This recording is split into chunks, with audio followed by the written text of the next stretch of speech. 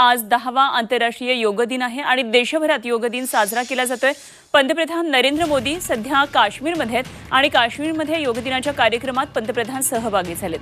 श्रीनगरमधल्या दल सरोवराच्या किनारी आंतरराष्ट्रीय योग दिनाचा कार्यक्रम सुरू आहे आणि मोदींसोबत जवळपास या ठिकाणी 7000 लोकांनी योग कार्यक्रमामध्ये सहभाग घेतलाय।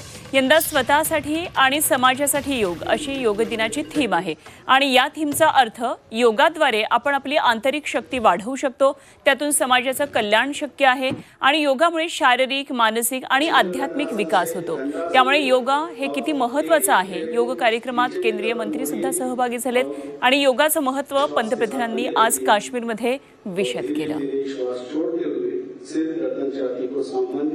तर आज केवळ देशातच नव्हे, वेगवेगळ्या इतर देशांमध्ये सुद्धा आंतरराष्ट्रीय योग दिन साजरा केला जातोय। पंतप्रधानांनी आज काश्मीरमध्ये हा योग दिन 10वा आंतरराष्ट्रीय योग दिन साजरा केलाय। यावेळी हजारो लोक आजच्या या कार्यक्रमामध्ये काश्मीरमध्ये सहभागी झालेले आहेत आणि योग हा भारताची प्राचीन विद्या असली तरी संपूर्ण जगभरामध्ये कशा पद्धतीने त्याचा प्रसार होतो याबाबत पंतप्रधानांनी सांगितलं। आपण हे दृश्य पाहतोय, वेगवेगळ्या मंत्र्यांचे केंद्रीय मंत्री आज योग दिनाच्या कार्यक्रमामध्ये सहभागी झालेत। यामध्ये नितीन गडकरी, जे.पी. नड्डा आहेत, राजनाथ सिंग।